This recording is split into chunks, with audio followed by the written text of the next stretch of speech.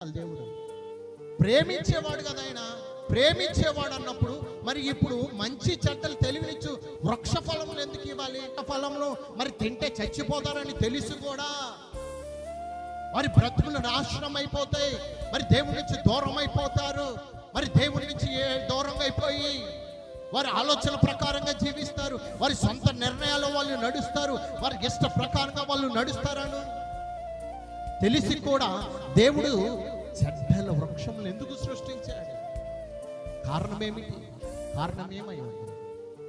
దాని వెనకాల దేవుని ఆలోచన ఏంటి? ఎప్పుడైనా గ్రహించారా? ఎప్పుడైనా ఆలోచింపజేశారా? చెప్పండి, కారణం ఏమిటి? కారణం ఏమిటండి? చెప్పండి.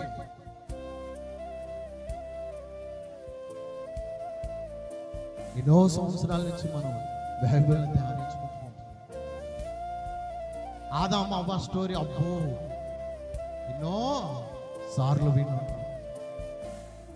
ఈ ఆదాము అవ్వ కథలే మనం పిల్లలకి కథలుగా చెబుతూ ఉంటాం.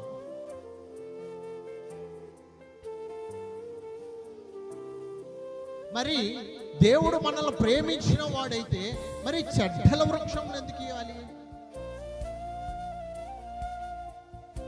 చెప్పమంటారా? ఎందుకు ఇచ్చాడు చెప్పమంటారా?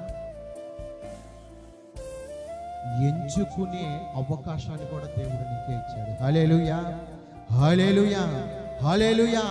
నీకు మంచి కావాలో మంచి ప్రకారంగా నడిస్తే ఏం పొందుకుంటారో, చెడు ప్రకారంగా నడిస్తే ఏం పోగొట్టుకుంటారో తెలియటానికి దేవుడు అక్కడ అవకాశాన్ని ఇచ్చాడు.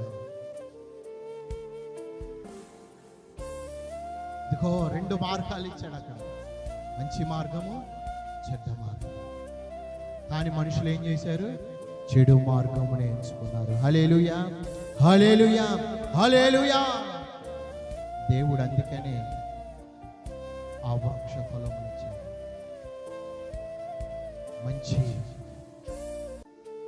మంచి వృక్షము, చెడ వృక్షము.